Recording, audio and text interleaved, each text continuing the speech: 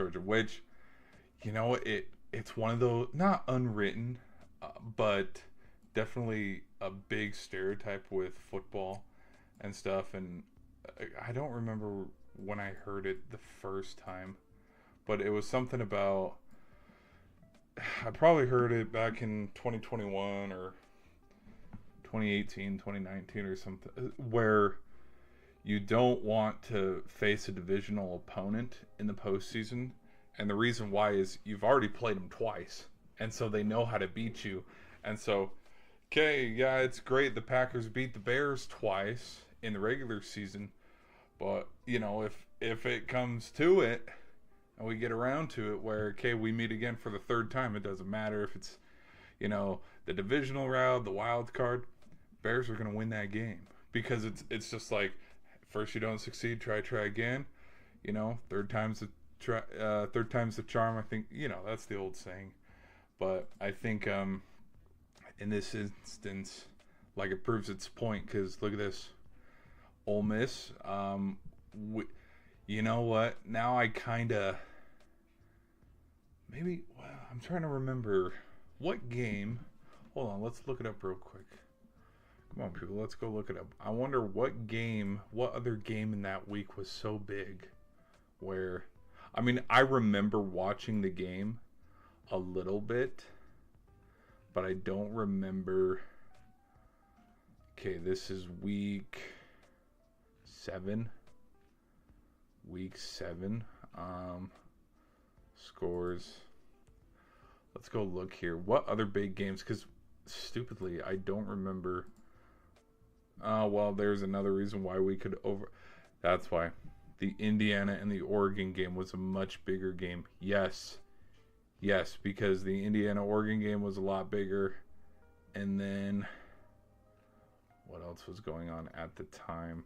Nope. Hold on. It wasn't this week because this is the week that Georgia beat Auburn. So then what is it, the next week? Week 8? Maybe both teams had a bye and then we come back. Yes, we circle back. Well, that's why. Hello. Duh. I was watching my Sun Devils. I'm over here wondering, like, hey, why the hell don't I remember how the other game went? Well, it's because I was watching Sam Levitt and the boys when Sam Levitt was healthy. All right, people. But, okay, what other big games? Oh, yeah, Notre Dame USC. I remember watching yes, and then Oklahoma, South Carolina, and then the night game, yes, BYU versus Utah. Okay, it's all making a little bit more sense. It's all making a little bit more sense. Okay, that because my brain, because again, those who watch the SEC and absolutely love the SEC and like, oh, SEC supremacy, baby, like. This is where it all starts, baby. This is the true form of college football. There's nothing better than SEC ball. I know they for a fact watched it, but I don't I don't talk like that. Like I still think there are a lot of other good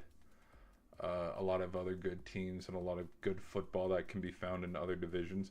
And I'm gonna hammer this home that the most underrated conference in college football was the Pac-12, because just the sheer fact alone of like how many top 10 teams, how many teams in the actual who had a shot in all reality to get to the Final Four and go play in the semifinals, how many Heisman contenders, and just the level of just talent with how good the teams were in the final year in 2023 before the Pac-12 dissolved. It's like, how many teams were there?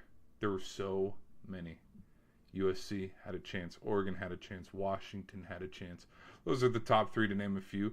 Utah was dealing with some lingering injuries, but if they were healthy, they could have made a run at it. Like, I think if there was the term, hey, ball don't lie, that was the ultimate ball don't lie. And I think, correct me if I'm wrong, let's actually... Hold on. Let's ball don't lie. Let's fact check myself here. I think Washington had a good year. Well, not Washington. No. It was one of the states. It was either Washington or Oregon State had a good year that year because they gave. Hold on, here we go.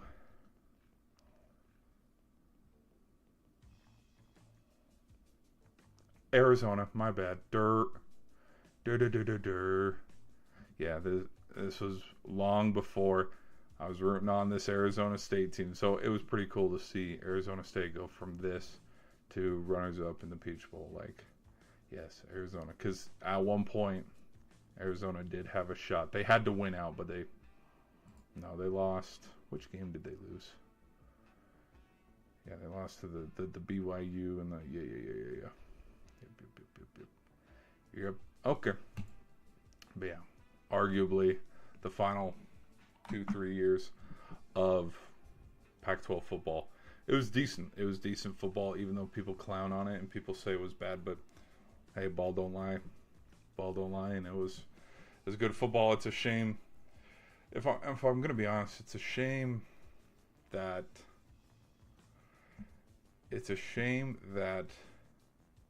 the conference, parts of me, there's a little bit of a traditionalist look in it where I wish, this is a weird tangent, I haven't even started talking about my thoughts on these games that we've seen this past weekend, but there's that weird traditionalist part of me where it's like, you know what, parts of me feel like region does matter when it comes to conference alignment, because that's originally how it started, you know what I mean? Like, yeah, no, back during, post World War II, teams over on the East were not like, hey, we gotta schedule this conference game, baby, with a West Coast team. That's not how it worked. Like, you stayed in your area. Now, again, this was also,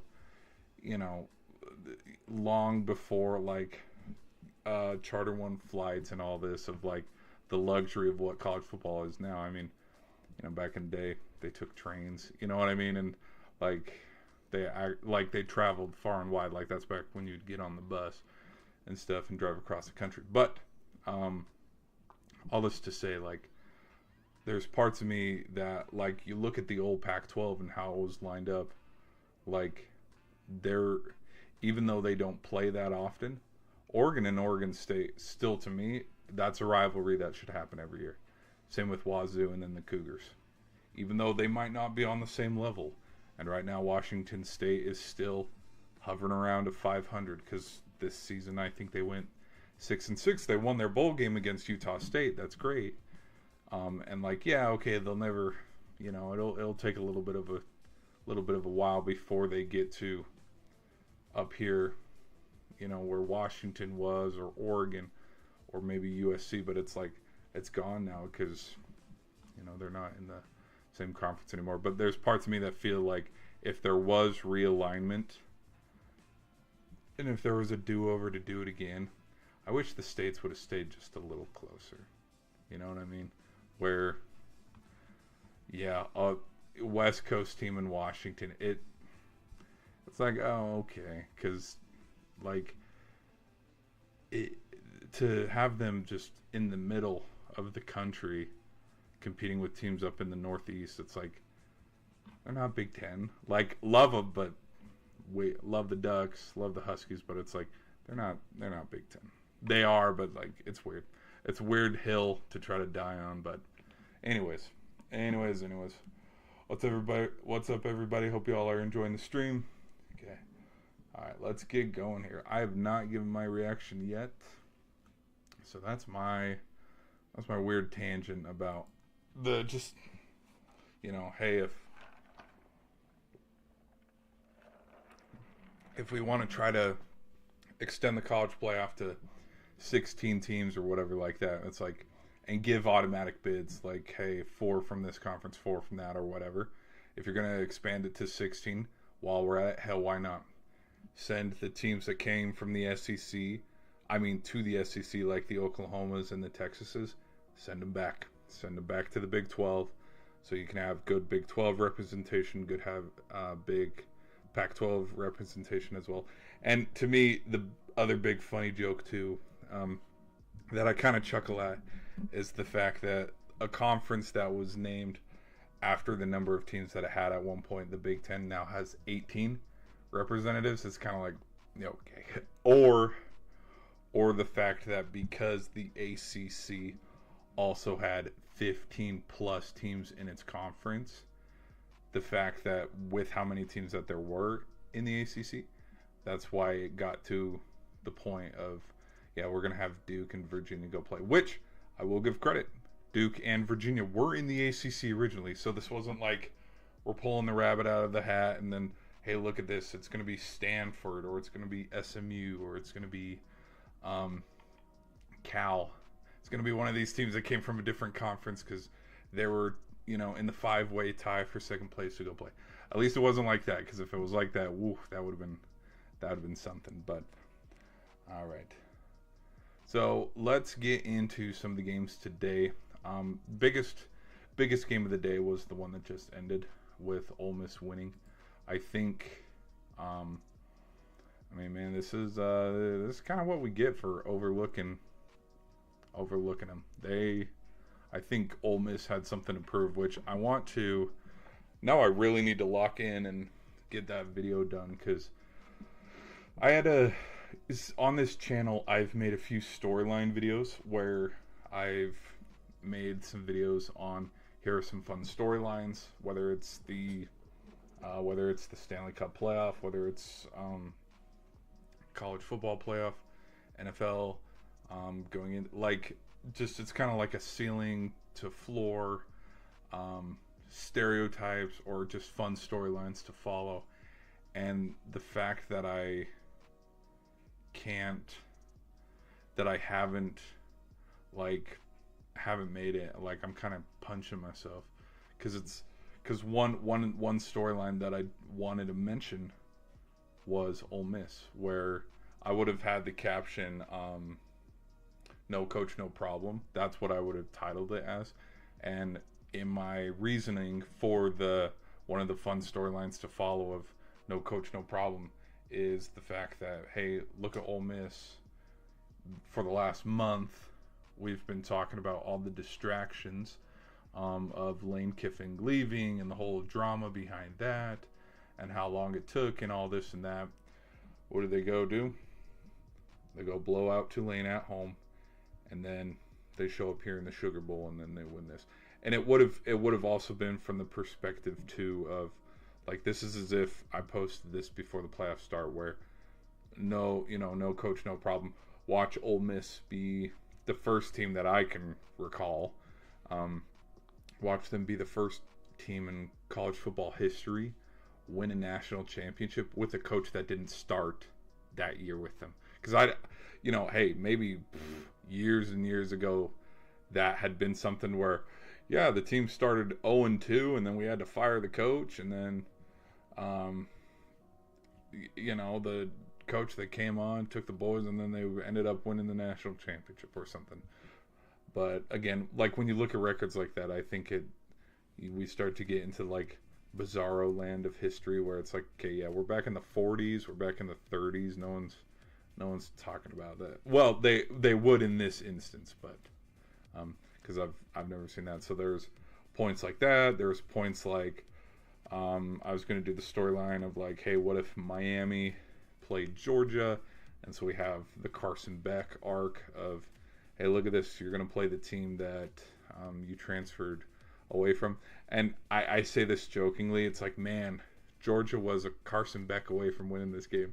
But Gunnar Stockton had a hell of a day too. Like, this game, honestly, as it was kind of in the first half, especially in the first quarter, but the just explosion of what Georgia did there in the second quarter with how slow the game started, it got ramped up to an 11, and both quarterbacks played out of their mind. All right, but I don't want to give away all the fun storylines.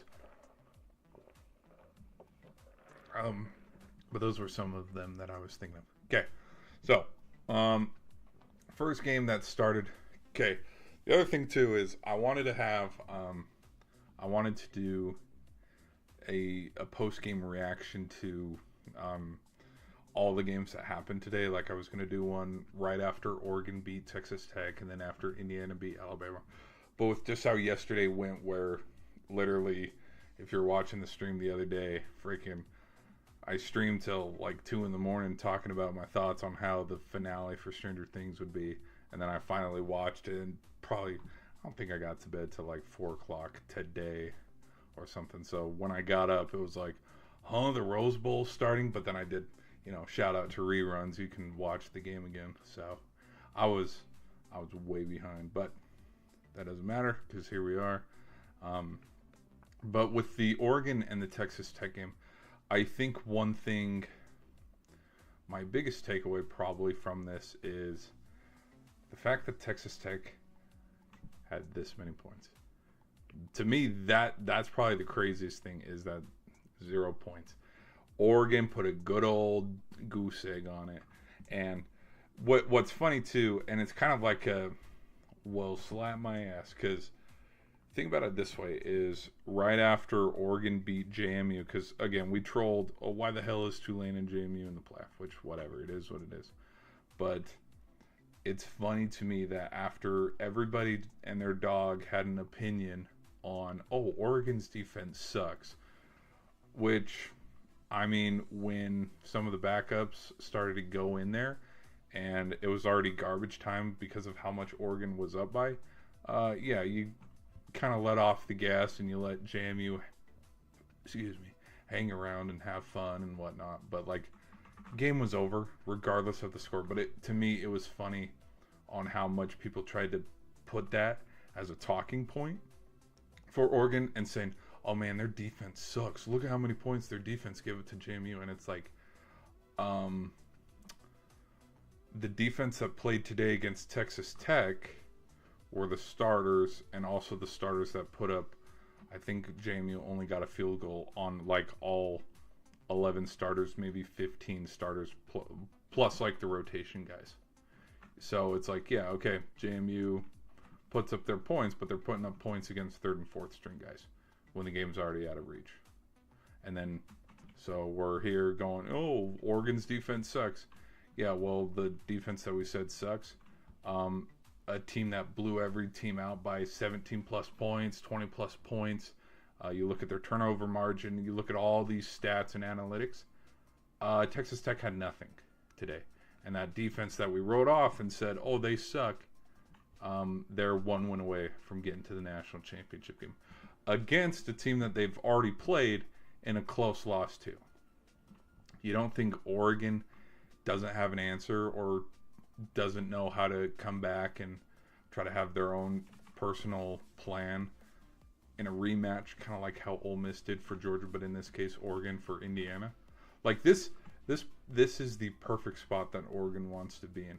And what's even funnier too is Oregon, I'm not saying that Oregon overlooked JMU, but Texas Tech had more time to plan for Oregon, and this is still the outcome.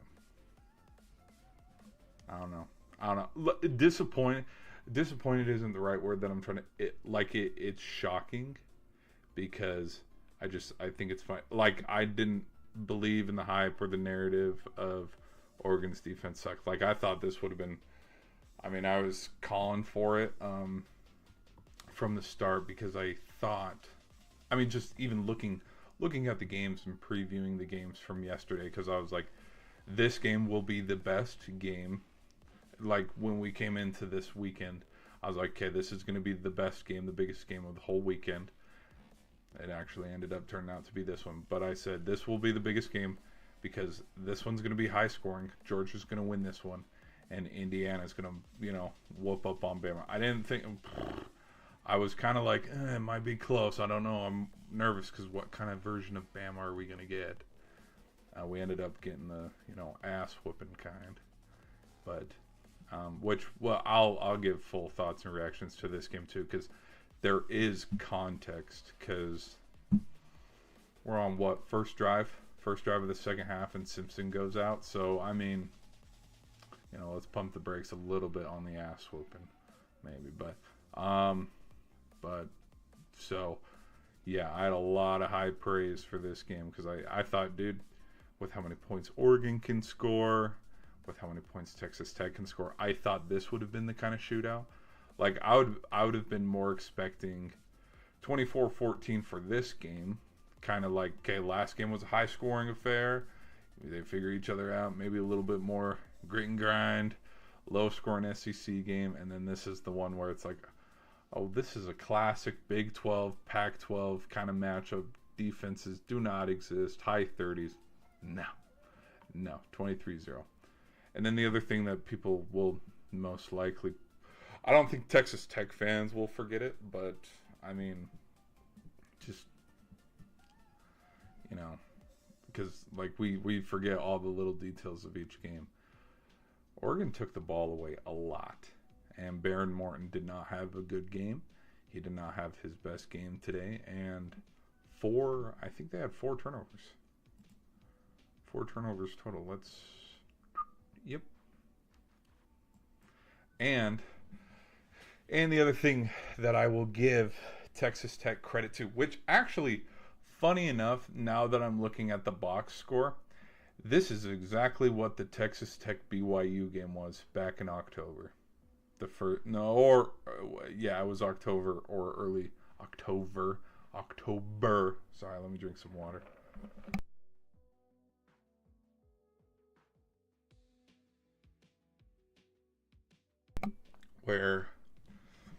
Where first quarter, second quarter, third quarter. Okay, we're entering the fourth quarter. It is 13-0. This is still a close game. That's exactly how it was. Wow, that's funny. That is actually funny that Oregon and Texas Tech kind of had the same flow of how Texas Tech was when BYU played each other for some, because it was a close game all day, but the Red Raiders were able to shut down the Cougars offense, and it was still kind of close within reach. But then the fourth quarter happened where there was like a touchdown and a field goal, or 2 touchdowns, something like that. That did put it out of reach, and then BYU had a garbage time touchdown, but same thing. Which, in fact, okay, Texas Tech had 4 turnovers. How many turnovers did BYU have? No.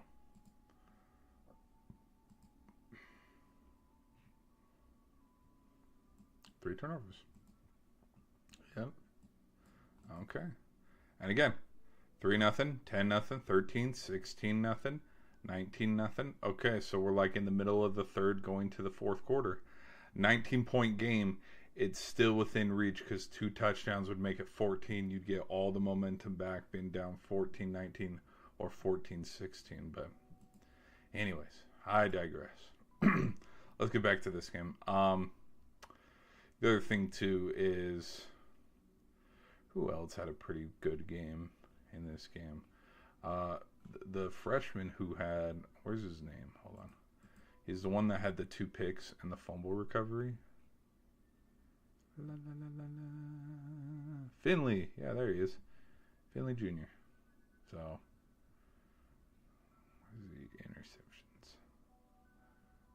It won't show me. Oh, there it is. 2 interceptions. And one of them, too, also is, because again, this game was close.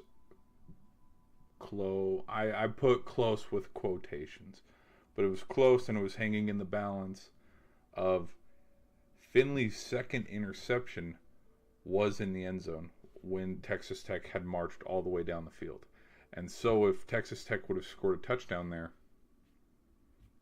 I think this game turns around, because in the same light of after Jeremiah Smith scored his touchdown against Ohio State, against Miami to make it 14-17, Ohio State only down by 3. In the same breath, I'd kind of compare it to the same as this, where if Texas Tech scored, who knows? Because let's go look at the box score. Play-by-play, maybe. All plays.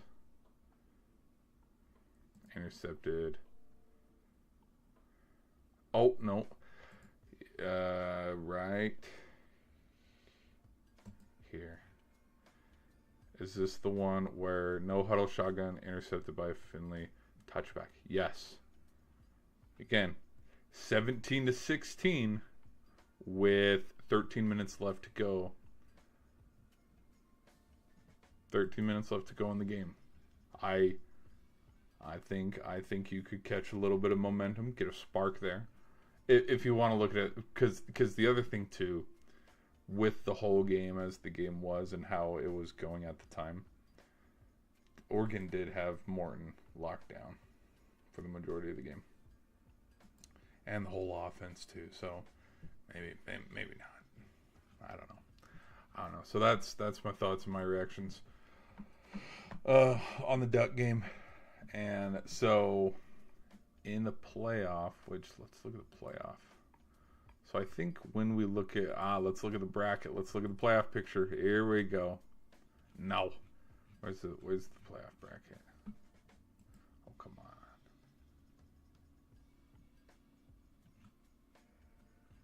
Where's this stupid?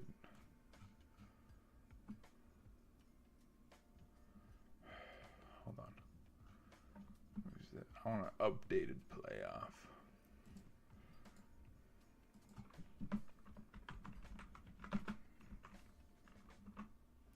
Ooh.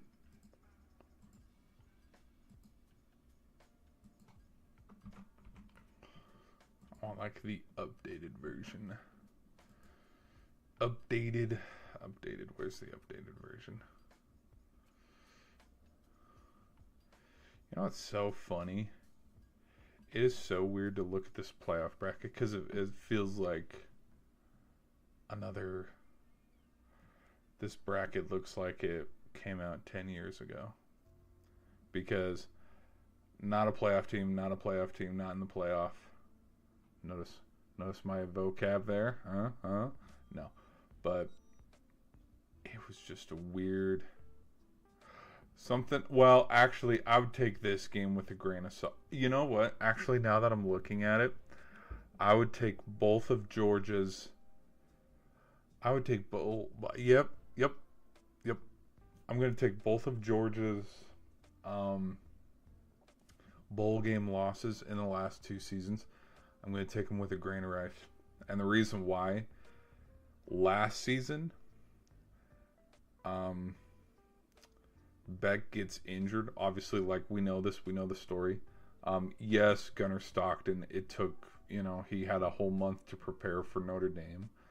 But, I mean, if you take, let's take Drew Aller, for example, or let's take Will Howard, Quinn Ewers, Sam Levitt. Like, if you take Quinn Ewers and the backups playing for Texas here, Arizona's winning that game. And the Sun Devils are moving on and I'm playing Ohio State. If you take Will Howard out of the mix and... Was Julian Say in the backup last year? Yes. No. Was it Keen Hall? I don't know who the backup was. The point I'm trying to make here is Georgia had their backup quarterback, and there are a lot of things that Notre Dame was able to take advantage of that year. And then we overlook how good Riley Leonard is. We overlook how good that Notre Dame defense was. Because Notre Dame their defense had their own problems too. They had injuries. But, I mean, I don't know. So that's how I would look at that one. But then this game and then this year, the thing that I'd overlook is there are multiple chances for Georgia to win tonight. And so this isn't like a write-off or a weird stat to look at in the future, because I know people will make a stat of it of like, oh, Georgia's 0-2 if they get a first-round bye in the 12-team era. And it's like, you know what? They were both very different games, and because in the same breath, I'd say the same thing for Ohio State and their weird record of being 0-3 when they play on New Year's Eve, because they talked about when they lost to Georgia, when they lost the other day to Miami, and then throwing it all the way back to the Clemson loss when they lost 31-0 in the Fiesta Bowl. So sorry, I keep messing with my hair. It's getting in my eyes.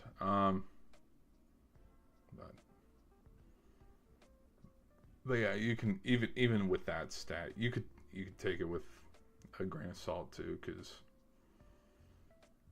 Maybe he doesn't hook that kick. You know, that game did come down to a missed kick. Not a made kick, a missed kick.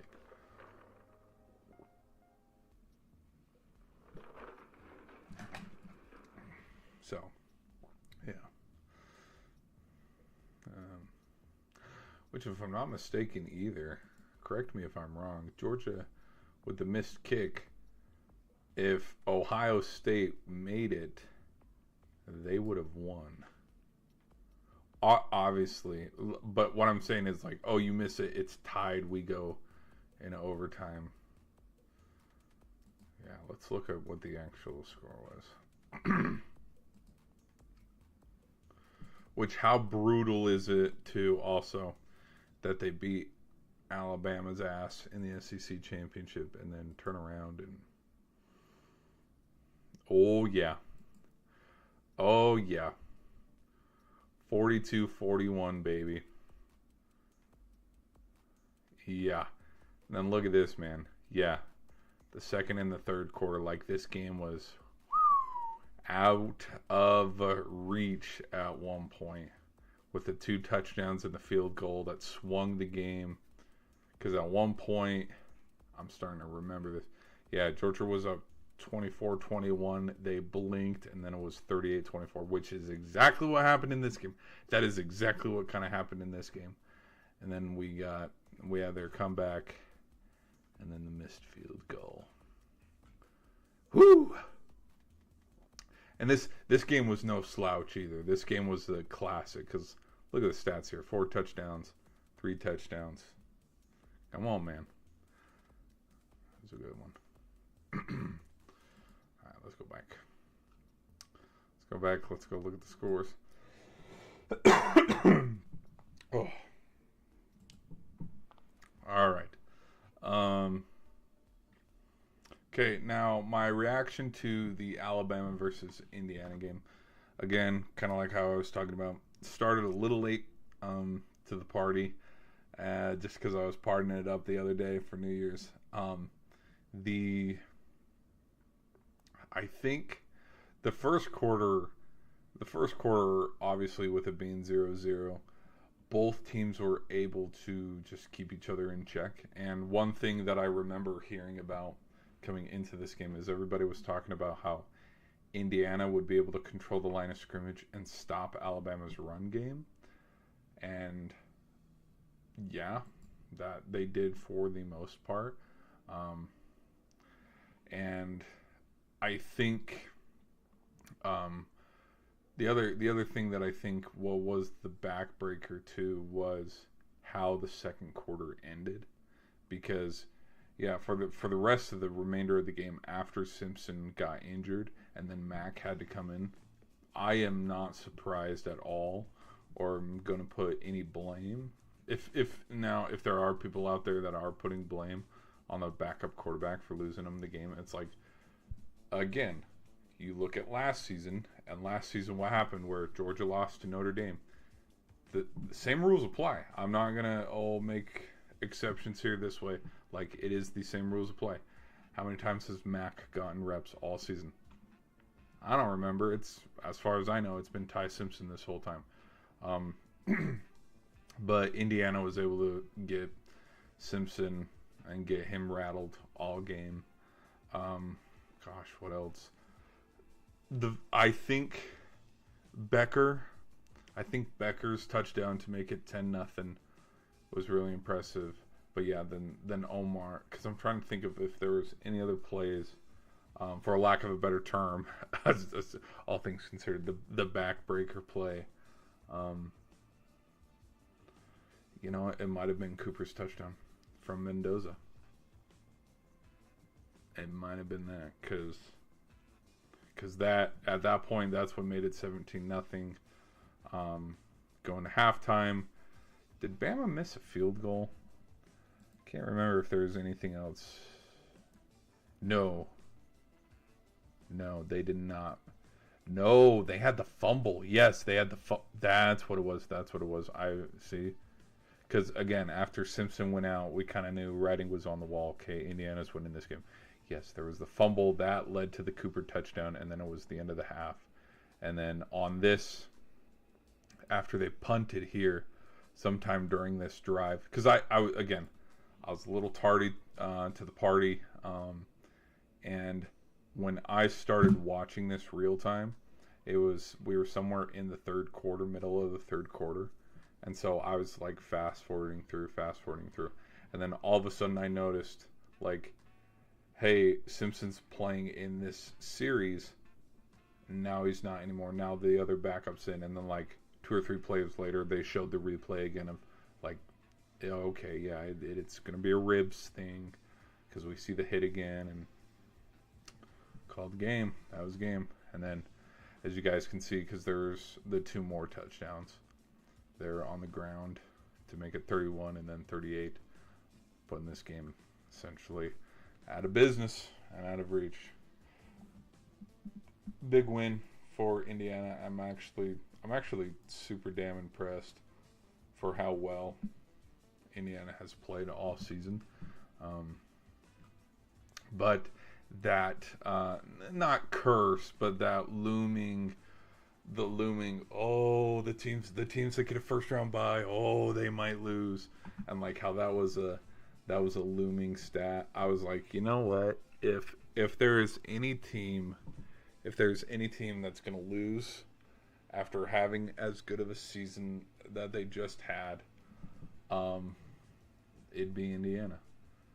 And like same thing kind of applies with Oregon last year, but it's like you beat Ohio State to win the Big Ten championship. Your quarterback wins the Heisman. All these great things of like how well, look at how well Indiana's been the last 2 seasons. For all of that to just build up to, you're the 1 seed. You're going to do exactly what Oregon did the year before, because here comes big old Bama, who had their 17-point comeback the week prior against the Sooners. So, yeah, that was definitely looming. Okay, I had to double check, peek down, make sure my mic wasn't muted, because sometimes, you guys know, I've had streams where my mic's been muted for half the damn thing.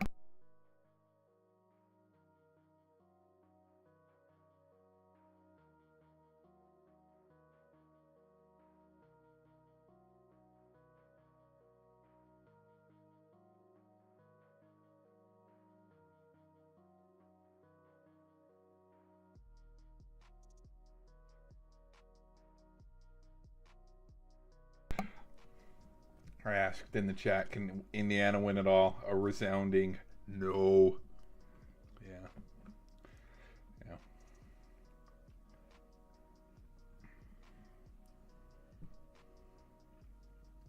I think my actual official national championship prediction and the winner take all of it, busted. Brackets broken. Because I had Georgia, Indiana in the final. Nope, that's not happening. Which I think the other crazy thing too is, how would I say? Well, let's go look at last year's college football playoff.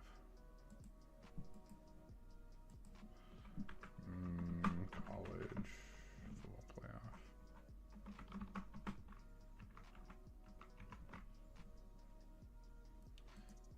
Okay. So if I were to compare, here we go.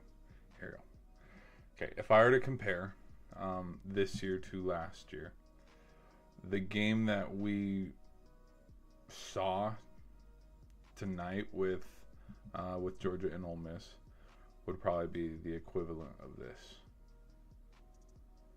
And the reason I could easily compare it to Notre Dame, Georgia, but like the thing is coming into this game, everybody and their dog was like, Oregon's winning this game. And it wasn't till after this game where we went, holy shit, Oregon actually caught the short end of the stick, because Ohio State's going to run through the rest of this thing because of how this game went, and then because we looked at the rest of the bracket, we're like, okay, yeah, Penn State's not beating Ohio State, Boise State's not beating Ohio State. Like, it doesn't matter who it is. Oregon was the only shot and the only team that could beat them. I collectively think maybe everybody thought that. There's probably a lot of people that didn't think that at the time, but with how with my own personal bracket, I had Texas and Oregon right here, and then I had Oregon, and then down here I thought winner of this game is going to go play Oregon. That I think, you go look back, I think that's who I had. Because at the same time, too, I was like, I think Boise State kind of got shanked a little bit with how the alignment was. Because it's like, we knew Boise State wasn't, like, they weren't going to beat them. And so fast forward and doing the same thing kind of for the playoff bracket this year. And we see how the game went tonight. Where's our bracket here? Trying to look. Dude, this stinks. Come on, why can't we have a... We don't have an updated one. And...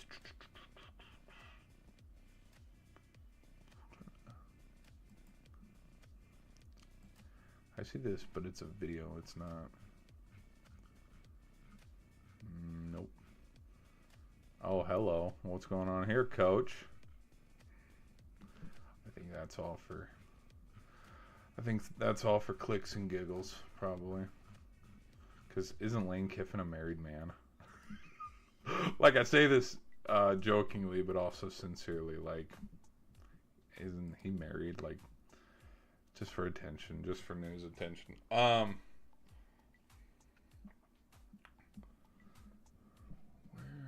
am I'm trying to find a damn... The hell is the bracket? No one has an updated version of the bracket. You're kidding me. Whatever. Whatever. But there... Just something like when you look at kind of like the history of the playoff and like teams where it's like, okay, this was an instant classic. This was like the Georgia-Oklahoma game or the Texas-Arizona State game.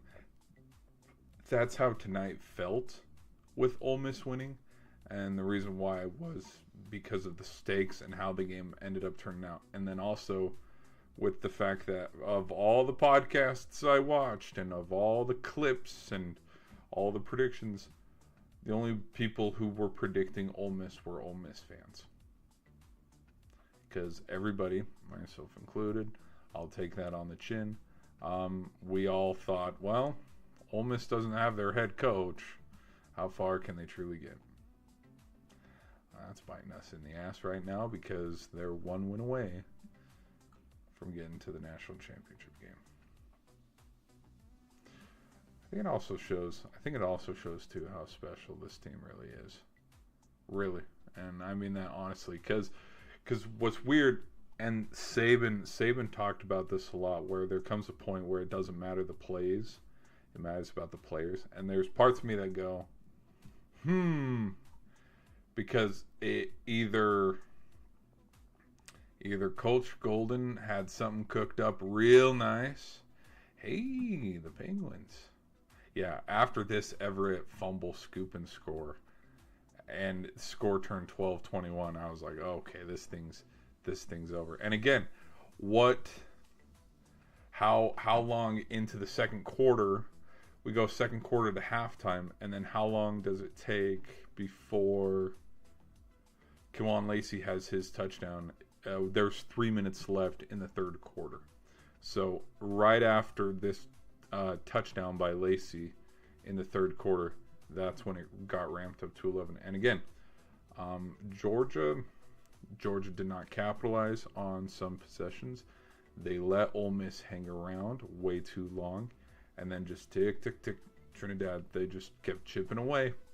Lacey as well, they just kept chipping away, and they got back into the game. Because, yeah, 24-19, and then 27-24, and then look at that. They flipped the script all the way to the point where it was 34-24, and Georgia's down in the fourth quarter by 10. So, and then the safety. Don't even get me started on how this game ended, because I'm going to find myself getting banned from everywhere.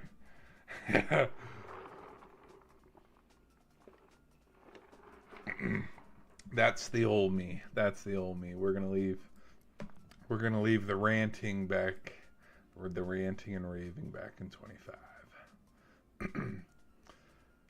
The other thing too, especially with this game, that I will give credit for is Trinidad's stats in this game. I mean, 362, 2 touchdowns, and then Gunnar Stockton's 1 touchdown through the air, but then 2 on the ground.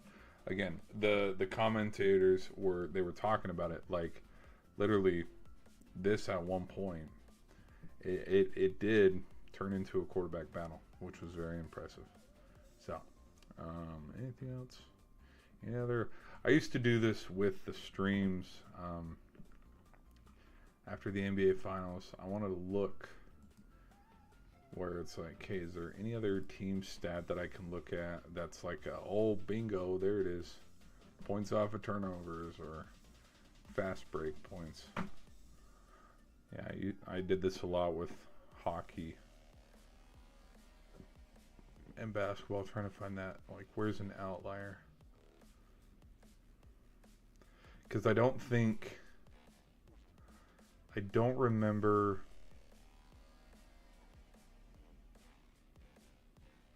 there wasn't like a play like Uyangalele's fumble against Baron Morton, or the pick 6 against Sand, or Cooper's touchdown against Bama. There wasn't a play like that flipped this game with Ole Miss and Georgia upside down. There wasn't. It was just a weird. Both teams just kept fighting and kept punching each other, and there wasn't, even after Ole Miss went up by 10 and made it 34-24, there wasn't that play where it's like, hey, here's the capitalization play, because the next drive, that's when Branch had his touchdown to get this thing back to a 31-34 game. And then, like, Stockton and the Dogs, they had their gutsy 4th down conversion plays to get it all the way down. You know what actually probably saved this? Okay, now that I'm watching the game recap. Yeah, okay, well, oh my gosh. Duh. Totally forgot about that. Well, game did end about an hour ago. A little over an hour ago. Georgia's goal line stop. I mean, not Georgia. Sorry, Ole Miss. Yeah, oh my gosh. Yes, because there was the miss. That's the other thing, too, where it's like, ooh, okay. I was talking a little bit earlier about, okay, ball don't lie on some things. There was a play where Georgia had a face mask, not called, and then Georgia gets the holding, so it's like, okay, it equals out, whatever. And then after the face mask that wasn't called to benefit Ole Miss,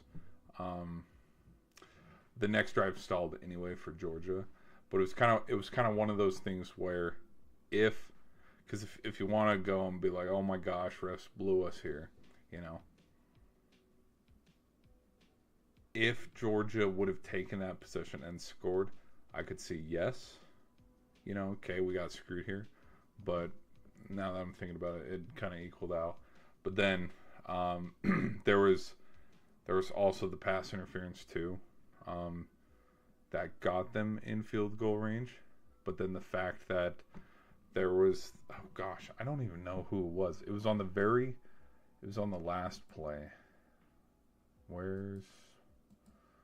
Play-by-play. It's the pass breakup. Whoever got the pass breakup here. Incomplete. Whoever was covering Delpierre, it was in the back of the end zone. Like he turned around to look at the ball and defend it, and it just smacked him right in the face.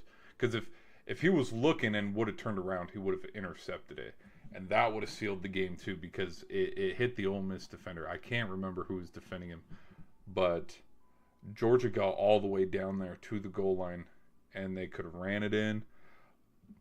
The other thing too, oh my gosh, it's kind of coming back to me now, and I'm getting kind of PTSD from when Texas and Quinn Ewers could have ran the ball or done a quarterback keeper, but then they didn't, and then Jack Sawyer had his fumble. But the play where Stockton handed it off, all game he's been doing a fake handoff, and he's been keeping it for a QB draw. If he kept the ball on, it was on second down. It might have been on second down to set up the third down where there was the pass that hit the defender in the back of the head. But if he kept that, he could have walked into the end zone on the left side. Georgia wins. Damn, it sucks to think about that. Okay. What am I trying to say though? But that I think was the big play for Ole Miss's defense to turn the game, because they didn't end up scoring, but then the was it on third down or fourth down? The huge 40-yard pass, yeah. It was 3rd and 5. Yeah, 3rd and 5 when he hit the corner on the outside, 1-on-1. Which, if he doesn't get that tackle, because the safety went over to the other side, which is why they even went that direction. Yeah, that's a house call. That's a house call walk-off touchdown. Yeah, and there were a couple, and now that I'm looking back at it, yeah, there were a couple weird passes at the very end. And then he kicked the field goal, and there was the weird safety thing, and then it's like, hey, let's kick the ball again. And yeah, weird, but anyways, that's how that ended. All right, guys. How are we thinking? So should we have put Notre Dame in the playoff? Should we have put BYU in the playoff? Would it have made a difference, or would we still be in the Final Four where we're at now? Probably still be the Final Four, because there's something that tells me where if you did change the playoff, here we go. Let's go right here. Replace James Madison with BYU. Replace Tulane with Notre Dame. There's something that tells me Oregon beats BYU, and then Oregon beats Texas Tech, and Oregon's still here. But then Notre Dame versus Ole Miss, with how resilient this Ole Miss team has been, there's parts of me that think, okay, yeah, Jeremiah Love, he probably has a touchdown or two, but it's Chambliss and Ole Miss. They had a good game this game, and their defense was able to shut down Tulane all day. So there's parts of me, you guys can't even see it. You can't even see it. Sorry. I'm looking at the bracket here. Sorry. I was talking about, okay, you got BYU up here. You have Notre Dame right here. But, yeah, Oregon beats BYU, and they still end up where they're at. And then we got Notre Dame. If Notre Dame was here, yeah, I would have picked Notre Dame and then Notre Dame out of Georgia. I still would have been dumb, and I would have picked Georgia to get all the way down here against Miami. I still would have picked that, because you can also look at it from, we get Notre Dame and Georgia right here. We have Georgia's revenge game to get it to here to be Georgia, Miami. And then we have Carson Beck revenge game to get Beck right here in Miami up here. We'll see, man, because now with how the playoffs is and where we're sitting, I don't know. You know what's stupid? I'm going to sound so stupid saying this.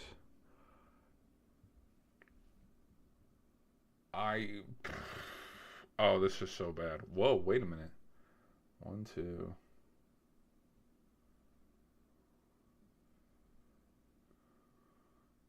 Oregon's never won a national championship. When's Indiana? When did... It's gonna pop up basketball. Indiana Hoosiers. Indiana football championships. Back in the... Have they ever won a national championship?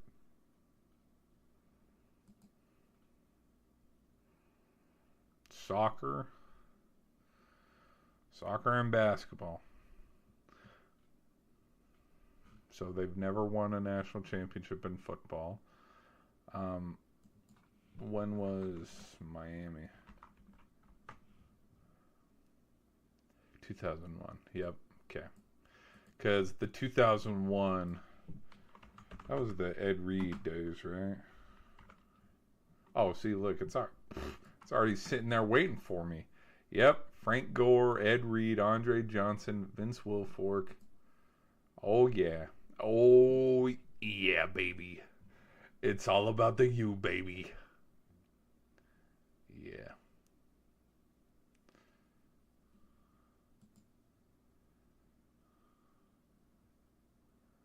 It's all about the U, baby. Does Beck wear number 11? Hold on.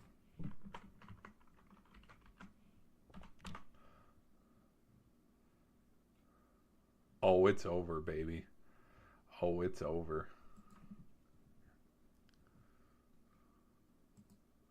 That's a cool wallpaper. All right. And then the last, Ole Miss. Has Ole Miss.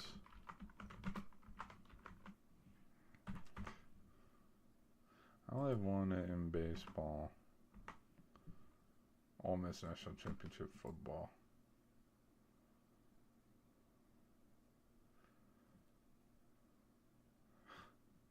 Y'all see this?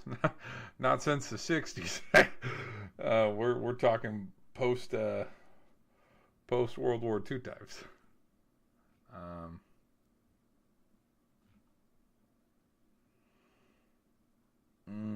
Well, okay, so hey, whoever wins it, it's a first time in a while. It's a first time in a while kind of championship, because even with Miami, and Miami being the most recent one, that was 25 years ago. So yeah, that's pretty. Because when we go back to the bracket and we look here, Bama, Georgia, Ohio State, Oklahoma won one like 20 years ago or something. Ohio State won, Georgia's won. I don't think Texas A&M has ever won one. But like, of all the teams that have won it in more recent years, like, they've all been eliminated. Because, like, yeah, Florida State's not in the... Florida State, Michigan, Clemson. Dude, I wanted Clemson to be so good this year.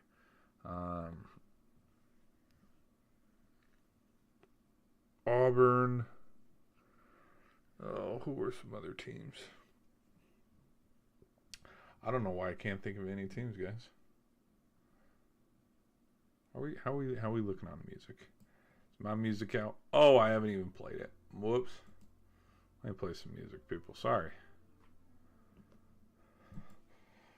It's like silence. We need silence. All right. Well, that's it. The Final Four is set.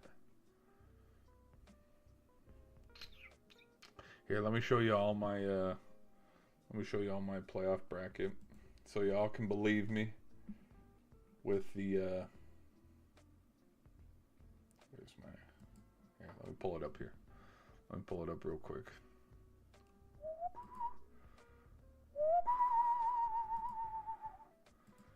Pull it up real quick. Real quick.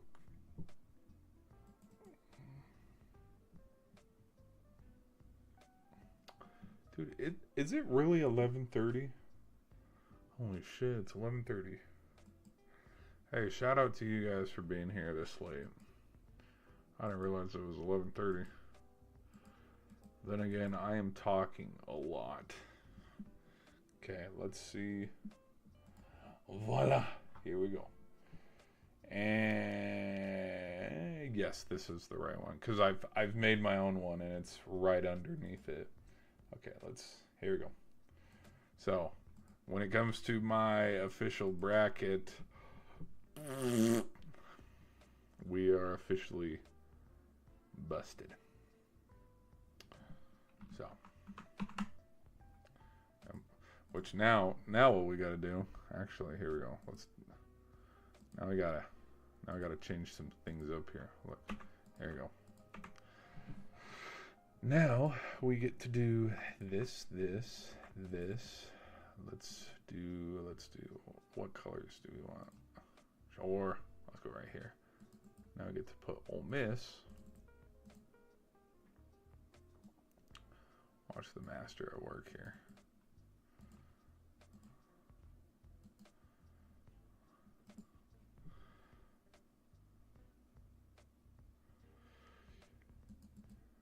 You know what? I'm feeling pretty grinchy. It's because I'm green. Oh, no, not you. No, not you, Seamus. Ah, poo. I'm feeling pretty green, baby. Right now, where we sit on the 1st of the month, give me the Ducks and give me the Canes.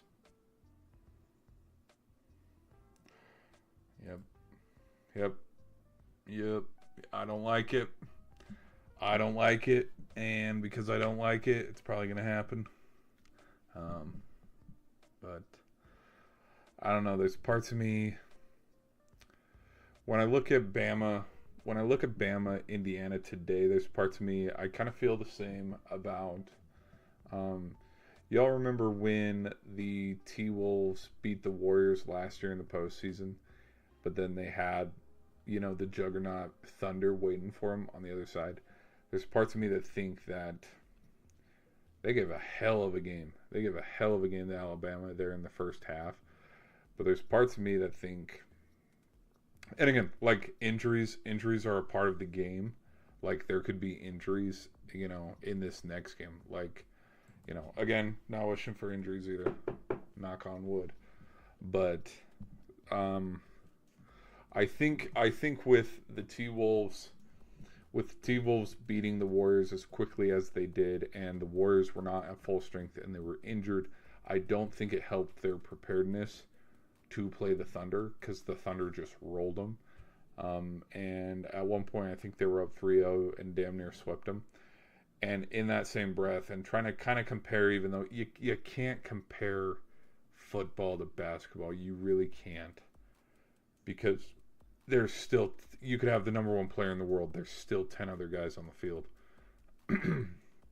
But there's parts of me where it's like, you gave Bama a good first half, you gave them a good second half because you ran up the score, but did your defense get better by going up against a backup quarterback?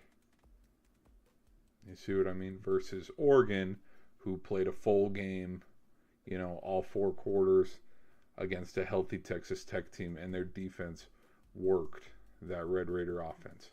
And so that if I want to look at it from that point of view, and I'm doing mental gymnastics to get there, that would be the approach of that's how Oregon beats Indiana, because Indiana didn't get their best shot from Bama, and Oregon and Indiana have already played each other. So if there were errors that were made in the first time that they played each other, they'd get their get back.